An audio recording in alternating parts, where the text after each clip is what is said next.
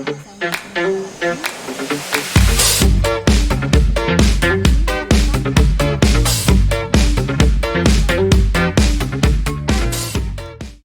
teman-teman, balik lagi bersama saya Niputu Mutia Laksmi. Saya adalah mahasiswa BARS 4 Universitas Ciputra di jurusan International Business Management. Nah, di video kali ini saya akan membahas materi ekonomi bisnis lagi dengan title Perbandingan Mikroekonomi Dua Negara antara Indonesia dan Vietnam nih teman-teman. Nah, stay tune terus ya, karena setelah ini aku akan menampilkan PowerPoint perbandingan mikroekonomi tahun 2021 di negara Indonesia maupun Vietnam. Stay tune. Nah, di sini adalah judulnya Perbandingan Mikroekonomi 2021 di Indonesia versus Vietnam. Berikut adalah perbandingan indikator mikroekonomi antara Indonesia dan Vietnam pada tahun 2021. Kedua negara ini memiliki banyak kesamaan sebagai negara yang masih berkembang di Asia Tenggara. Sehingga perbandingan ini dapat memberikan wawasan menarik tentang kinerja ekonomi masing-masing dari negara Indonesia maupun Vietnam. Next, di sini kita bisa tahu pertumbuhan ekonomi Indonesia dan Vietnam. Nah, Indonesia yang pertama ini adalah pertumbuhan ekonomi Indonesia pada tahun 2021 itu tercatat sebesar 3,61%, menunjukkan pemulihan ekonomi yang lebih kuat setelah pandemi COVID-19 dibandingkan Vietnam. Sedangkan di Vietnam sendiri itu pertumbuhan ekonominya berada di angka 2,58% yang masih tergolong stabil meskipun lebih rendah dari Indonesia. Nah, dari perbandingan itu sendiri, perbedaan ini mencerminkan kekuatan pemulihan ekonomi yang lebih baik di Indonesia, namun Vietnam juga tetap menunjukkan ketahanan ekonomi yang solid di tengah tantangan pandemi COVID-19. Next, ini ada inflasi dan suku bunga. Nah, dari inflasi itu sendiri, tingkat inflasi di Indonesia berada di 1,59%, sedikit lebih tinggi dibandingkan Vietnam yang tercatat 1,49%. Meskipun demikian, inflasi kedua negara ini masih tergolong rendah dari dunia lainnya, dari negara-negara lainnya yang memiliki tingkatan inflasi lebih tinggi lagi, seperti itu. Nah, yang kedua ini ada suku bunga. Sementara itu, suku bunga acuan Bank Sentral Indonesia berada di 3,75%, sedikit lebih rendah dibandingkan Vietnam yang berada di 4%. Seperti itu, teman-teman. Nah, perbedaan yang kecil ini dapat mempengaruhi aktivitas investasi dan konsumsi di kedua negara tersebut, maupun Indonesia ataupun Vietnam itu sendiri, teman-teman. Next, ini pasar tenaga kerja. Yang pertama itu dari tingkat penganggurannya.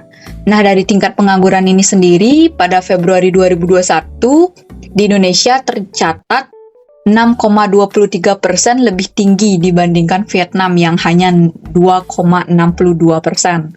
Hal ini menunjukkan ketahanan pasar kerja di Vietnam yang lebih baik dibandingkan Indonesia. Nah, seperti itu. Jadi tingkat pengangguran di Indonesia itu lebih tinggi daripada di Vietnam nih, teman-teman. Next, itu ada pertumbuhan PDB per kapita. Pertumbuhan PDB per kapita Vietnam juga lebih tinggi daripada Indonesia, yaitu 2,34% berbanding 0,85% di Indonesia nih, teman-teman. Ini menandakan kemajuan ekonomi yang lebih cepat dalam pendapatan per individu di Vietnam. Next, ini ada nilai tukar utang luar negeri. Nah, nilai tukar sendiri atau rupiah sendiri, itu nilai tukar rupiah terhadap dolar Amerika Serikat berada di level 14.200 rupiah per USD, lebih rendah dibandingkan mata uang Vietnam yaitu dong yang berada di 23.000 Vietnam dolar atau per USD. Hal ini dapat mempengaruhi daya saing ekspor impor kedua negara tersebut. Dan selanjutnya ini ada utang luar negeri. Sementara itu, Indonesia tidak terlalu bergantung pada utang luar negeri dengan rasio utang luar negeri terhadap PDB sebesar 32,5%. Angka ini lebih rendah dibandingkan utang luar negeri Vietnam yang mencapai 43,7%, yang menunjukkan stabilitas keuangan yang lebih baik di Indonesia nih, teman-teman. Nah, selanjutnya itu ada investasi asing dan persepsi korupsi.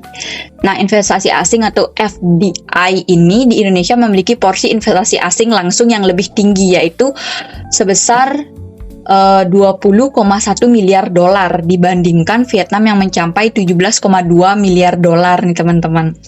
Namun, Vietnam juga menarik minat investor asing di beberapa sektor seperti manufaktur dan teknologi.